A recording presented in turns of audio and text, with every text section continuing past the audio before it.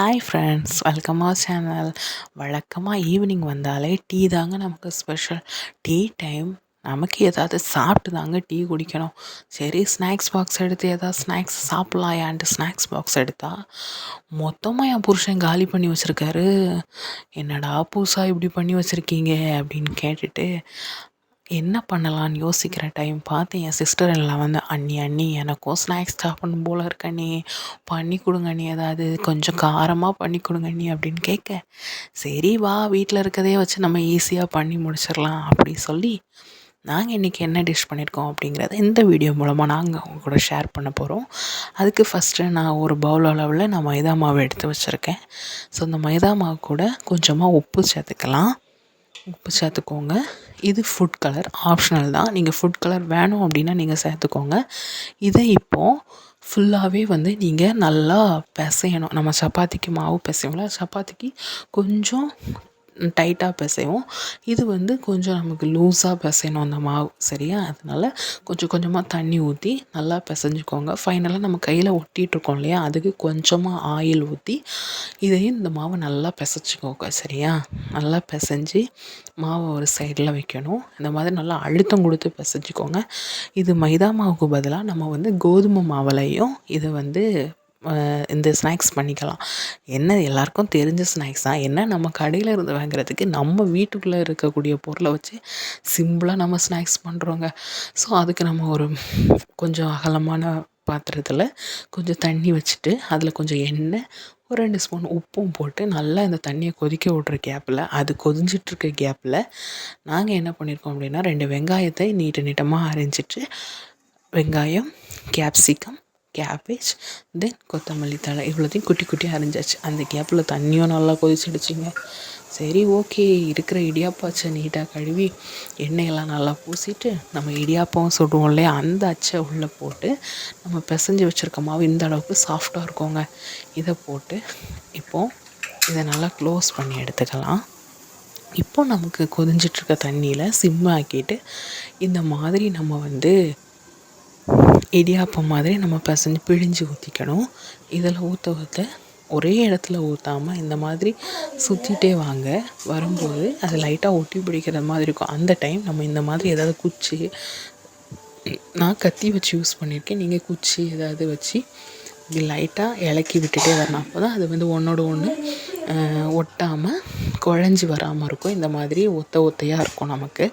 So இந்த அளவுக்கு ஒரு 5 நிமிஷம் கூட வேண்டாம், கொஞ்சம் லைட்டாக அந்த மாவு வந்து பாயில் ஆகிற அளவுக்கு நம்ம எடுத்துகிட்டு அதை அப்படியே வடிகட்டி நம்ம வந்து பக்கத்தில் ஒரு பாத்திரத்தில் பச்சை தண்ணி எடுத்து வச்சுருப்போங்க, கூல் வாட்டர் எடுத்து வச்சுருப்போம் இல்லையா, நார்மல் தண்ணி தான், ஃப்ரிட்ஜ் வாட்டர் எதுவுமே கிடையாது.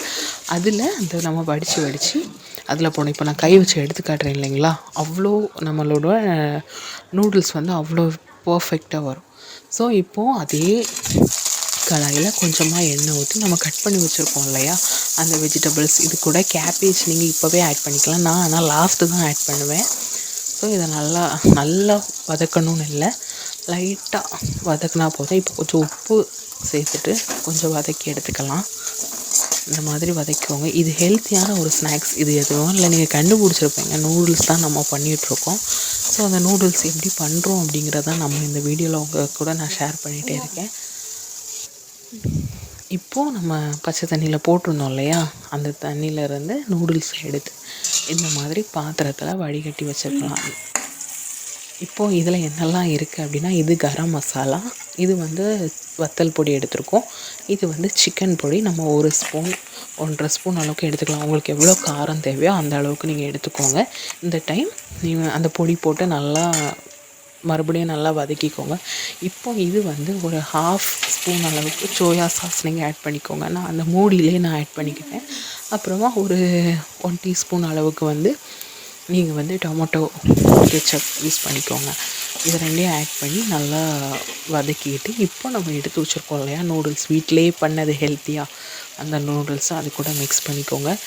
நூடுல்ஸ் வேக வைக்கும் போதே நம்ம உப்பு போட்டுட்டோம், இருந்தாலும் நம்ம வீட்டில் வேக வைக்கிற நூடுல்ஸ் வந்து ஹெல்த்தியானது. ஸோ இன்னும் உங்களுக்கு தேவை அப்படின்னா நீங்கள் கொஞ்சம் உப்பு ஆட் பண்ணிக்கோங்க.